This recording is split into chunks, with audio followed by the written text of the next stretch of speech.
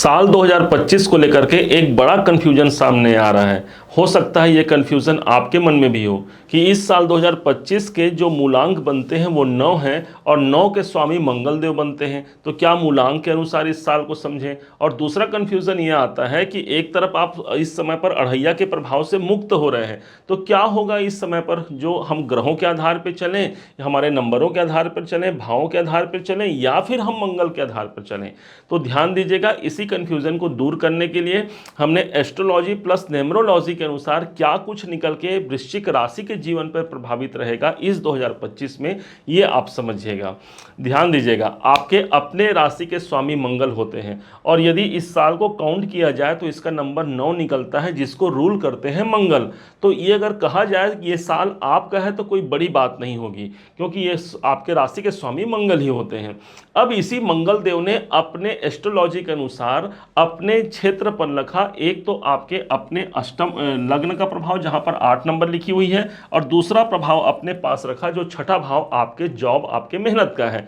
अब इस साल के मूलांक 9 को ले लेते हैं, तो 9 का प्रभाव कहां पर है, तो ये रहा आपका सेकेंड हाउस जो धन का स्थान है।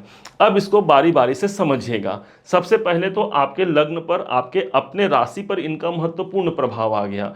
कॉन्फिडेंस की कहीं पर भी कोई कमी होने वाली नहीं है, कॉन्फिडेंस बहुत अच्छा रहेगा। इस साल आप ऊर्जा से संपन्न रहते हैं, कोई ताकत, कोई दुनिया की परेशानी आपको नहीं रोक सकती, क्योंकि एक तरफ आपके लिए ये साल 2025 मंगल का साल है और दूसरे तरफ से इस साल आप अढ़ैया के प्रभाव से, जो पिछले 2.5-3 सालों से चल रहा है, 2023 के जनवरी महीने से चल रहा है, उससे आप मुक्त हो पा रहे हैं। कब? 29 मार्च 25 को। तो ये साल आपके कॉन्फिडेंस में वृद्धि करने वाला, कोई हेल्थ में प्रॉब्लम है उससे आप निजात पाते हैं।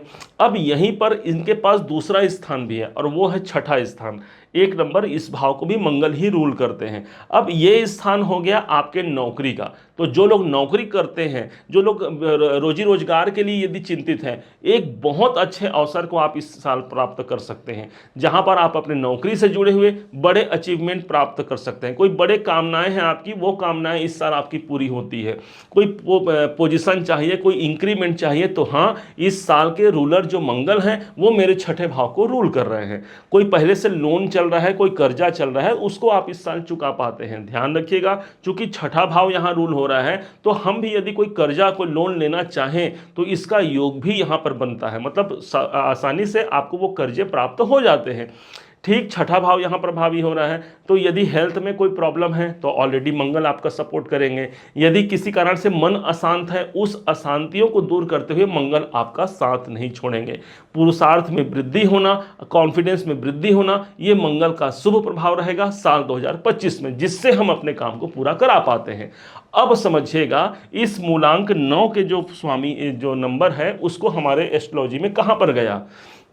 ये जो 9 नंबर है ये आया है सेकंड हाउस पर, धन भाव पर। अब ये साल 2025 हमारे लिए आर्थिक दृष्टिकोण से एक महत्वपूर्ण साल हो गया। हम इस साल अपने पैसे को संचित कर पाते हैं, जमा कर पाते हैं, क्योंकि दूसरा घर जो होता है वो पैसों का जमाहट है। आप पैसे जो आपको प्राप्त होते हैं आपके पास स्टोर होता है, आप रोकते हैं, उसे अपने जीवन में लगाते हैं। अब यही कोई फैमिली को लेकर के हमने पिछले समय पर बहुत उथल पुथल यदि देखा होगा, तो उस फैमिली से संबंधित कार्य यहाँ पर संपन्न होते हैं, एक स्थायी आती है, एक शांति का माहौल यहां पर मंगल की कृपा से, या ये माने कि इस साल 2025 से कृपा से सर्वाधिक मिलने जा रहा है वृश्चिक राशि को। द्वितीय भाव आपका प्रभावी होगा। आप यदि स्पीच से जुड़ा हुआ कोई काम करते हैं, कोई कम्युनिकेशन से जुड़ा हुआ कोई काम करते हैं, कोई मार्केटिंग से जुड़ा हुआ काम करते हैं, ये सब लोगों को यहां पर अच्छे प्राथमिकता, अच्छी सफलता मिलने जा रही है। अब चूंकि मंगल को कहा गया है भूमि सुत, तो जो लोग प्रॉपर्टी से जुड़े हुए काम करते हैं, रियल एस्टेट से जुड़े हुए कार्य करते हैं, उनके लिए 2025 एक प्रभावपूर्ण साल रहेगा। यहां इनका प्रभाव है वो काफी महत्वपूर्ण मिलने जा रहा है इस साल के स्वामी मंगल के द्वारा। अब आते हैं एस्ट्रोलॉजी के अनुसार, ज्योतिष के अनुसार अभी शनि की अढ़ैया आपके उतर चुकी है। चतुर्थ भाव पर शनिदेव आज के डेट पर चल रहे हैं और 29 मार्च 2025 को ये शनिदेव उतर जाएंगे, मतलब अढ़ैया समाप्त हो गया। अब यही शनिदेव प्रवेश कर जाएंगे त्रिकोण के भाव पर। इस दृष्टिकोण से भी देखें तो बहुत से कार्य हमारे बनने जा रहे हैं, जहां पर शनि की अढ़ैया उतर रही है और पंचम त्रिकोण भाव पर शनिदेव आ रहे हैं। कोई शेयर मार्केट से जुड़ा हुआ काम यहाँ बन सकता है, आप एजुकेशन प्राप्त कर रहे हैं, विद्यार्थी हैं, शिक्षा के लिए एक बहुत अच्छा साल हो गया, जहां पर शनि हमारे लंबे इवेंट तक हमको या लंबे समय तक हमको इवेंट देते हैं। एजुकेशन अच्छा हो गया। पंचम भाव शेयर मार्केट से जुड़े हुए कार्य आपके सिद्ध करा जाता है। आप यदि शेयर मार्केट में काम करते हैं, कोई क्रिएटिविटी संबंधी काम करते हैं, कोई ऑनलाइन कोई काम करते हैं, उन सब लोगों को यहाँ पर अच्छी प्राथमिकता मिलने जा रही है। पंचम भाव पर शनिदेव का ये ट्रांजिट रहेगा।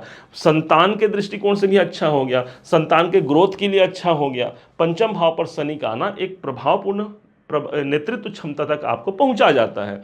अब आते हैं गुरु पर। ध्यान दीजिएगा, मंगल के अपने मित्र होते हैं देवगुरु बृहस्पति, जिनका ट्रांजिट अभी वर्तमान समय पर मई के महीने तक चल रहा है आपके सप्तम भाव पर। तो मई के महीने तक का एक विशेष प्रभाव रहेगा, जहां पर हमारे कैरियर में हम ग्रोथ भी देख सकते हैं। जो लोग व्यापार कर रहे हैं, व्यापार में यहां पर प्रसन्नता देखने को मिलेगी, क्योंकि मंगल का सपोर्ट मिल गया और साथ में हमको देवगुरु बृहस्पति का इस साल में मई महीने तक सप्तम भाव का रिजल्ट मिल रहा है। जिनके विवाह नहीं हो रहे हैं, हो सकता है उनके विवाह फाइनल हो जाए। आपके जीवन साथी या जीवन संगिनी को लेकर के कोई टेंशन चल रहा है, उनके कार्य क्षेत्र में कोई अच्छा स्थिति नहीं चल रहा है, तो वहां पर भी एक परिवर्तन का योग यहाँ पर निकल के सामने आएगा। ओवरऑल अगर देखा जाए तो एक अच्छा संयोग रहेगा, जहां पर एक बेहतरी प्रयास करते हुए सफलता के नेक्स्ट लेवल तक आप पहुंच सकते हैं। ध्यान क्या देना है? ध्यान सिर्फ इतना देना है कि छठे भाव को भी यहाँ रूल हो रहे हैं। अनायास आपके शत्रु बढ़ेंगे, अनायास ही कोई आपके पैर खींचने की प्रयास करेगा, जो पहले से चलते आ रहा है। उनसे बस हमको सतर्क रहना है, सावधान रहना है, और बाकी ग्रहों का प्रभाव, शनिदेव की कृपा, देवगुरु बृहस्पति की कृपा, कहीं से कोई भी नेगेटिव इफेक्ट आपके लिए 2025 में लेकर के आने वाला नहीं है। इस साल को बेहतर रखने के लिए हनुमान जी की आराधना करना, सुंदर कांड का पाठ करना, क्योंकि मंगलवार के इस साल के जो स्वामी हैं वो मंगल ही हैं। तो हनुमान जी की आराधना करने से हमारा ये साल एक बेहतर साल जाएगा, जहां पर बहुत सारी गतिविधियों को पूरा करते हुए हम अपने लक्ष्य को प्राप्त कर पाते हैं। उम्मीद है आप सबने इसे समझा है, आप सबने इसे जाना है। यदि आपने इसे समझा है, जाना है, मेरे समझाने का प्रयास यदि आपको सार्थक लगा हो, मेरे समझाने का तरीका यदि आपको सार्थक लगा हो, तो हर बार की भांति इस बार भी अपना प्यार भरा लाइक और कमेंट करना कभी मत भूलिएगा। और हाँ, यदि अभी तक आपने चैनल को सब्सक्राइब नहीं किया है, सब्सक्राइब जरूर कीजिएगा। पुनः एक बार फिर आप सभी का दिवस बहुत मंगलमय हो, इन्हीं शुभकामनाओं के साथ। जय श्री राम।